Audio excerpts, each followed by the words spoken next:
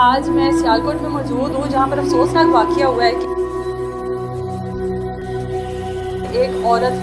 جو شاید عورت کہلانے کی قابل نہیں ہے لیکن پھر بھی مجبوراً اس کو عورت کہنا پڑ رہا ہے کہ ایک 6 ماہ کی حاملہ عورت کے اوپر اٹیک کیا اور اٹیک کیا کہ پوری پلاننگ کے ساتھ اس کو بلاتی ہے اس کی نیبر کے گھر میں اور اس کو ذبح کرتی ہے پراپر طریقے سے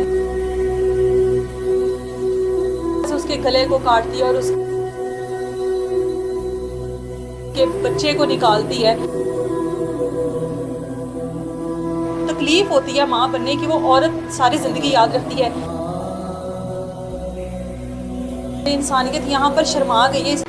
السلام علیکم جی، آپ بگ رپورٹ دیکھ رہے ہیں اور میں اینی ہوں، اور آج میں سیالکوٹ میں موجود ہوں جہاں پر افسوسناک واقعہ ہوا ہے کہ ایک عورت جو شاید عورت کہلانے کی قابل نہیں ہے لیکن پھر بھی مجبوراً اس کو عورت کہنا پڑ رہا ہے کیونکہ اللہ تعالیٰ کی مخلوق ہے۔ 60 سالہ عورت ہے اور اپنی بیٹی، شادی شدہ بیٹی کی خواہش تھی اس کی کہ وہ بانجھ تھی اور وہ ماں بننا چاہتی تھی، یا اپنے سسرال والوں کو پریٹینڈ کرنا چاہتی تھی کہ میں بانجھ نہیں ہوں اور میں ماں بن سکتی ہوں۔ اور اس سارے معاملات کو مد نظر رکھتے ہوئے اس نے ایک 6 ماہ کی حاملہ عورت کے اوپر اٹیک کیا، اور اٹیک کیا کہ پوری پلاننگ کے ساتھ اس کو بلاتی ہے اس کی نیبر کے گھر میں اور اس کو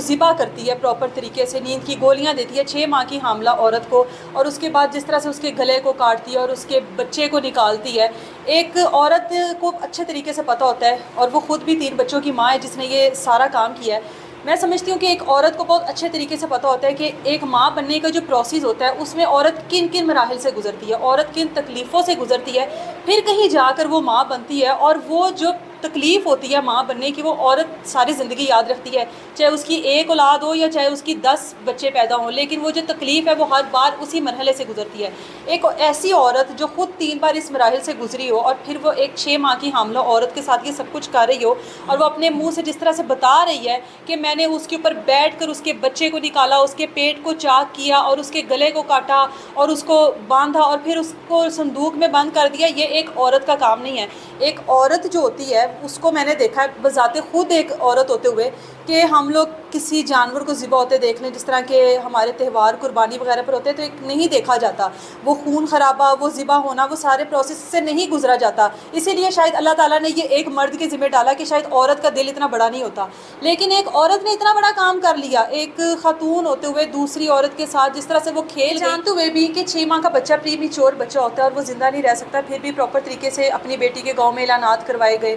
شرم اور انسانیت یہاں پر مر جاتی ہے، یہاں پر ختم ہو جاتی ہے۔ بذات خود ایک عورت ہوتے ہوئے مجھے شرمندگی محسوس ہو رہی تھی اس سے بات کرتے ہوئے، اس کا بیان لیتے ہوئے کہ ہم لوگ کس حد تک گر چکے ہیں، ہمارے اندر انسانیت کس حد تک مر چکی ہے، چاہے وہ پیسوں کا لالچ ہو، چاہے وہ اولاد کا ہو، لیکن کوئی بھی اولاد اپنے والدین کو اس حد تک مجبور نہیں کر سکتی، اور کوئی بھی والدین جو سمجھدار ہوتے ہیں وہ اس حد تک مجبور ہو نہیں سکتے کہ ایک اپنی بیٹی کی گود بناتے اس کو بساتے کسی کی جان کے ساتھ کھیل جائے، اتنے برے طریقے سے کھیل جائیں کہ روح تک کانپ جائے۔ انسانیت یہاں پر شرما گئی ہے اس واقعے کے بعد پورے پاکستان کی تاریخ میں۔ میرے اپنے 4 سال کے کریئر میں میں نے آج تک اس طرح کی کوئی کرائم سٹوری، کوئی ایسا کرائم سین نہیں دیکھا جو میں نے اس بار دیکھا ہے، اور یقین کریں کہ دل سے خواہش ہے، دل سے دعا ہے کہ اس کو ایسی سزا ملنی چاہیے۔ یہ یہاں پر تو اس کو شاید کہیں نہ کہیں کسی نہ کسی طریقے سے معافی مل جائے، لیکن کہا جاتا ہے کہ جب آپ لوگ ایک انسان کے ساتھ زیادتی کرتے ہو نا، تو جب تک وہ آپ کو انسان معاف نہیں کرتا آپ کو اوپر والا بھی معاف نہیں کرتا۔ تو سوچنے کی بات یہ ہے کہ یہ اوپر جب پیش ہوگی اللہ کے آگے تو کس منہ سے پیش ہوگی اور کیا جواب دے گی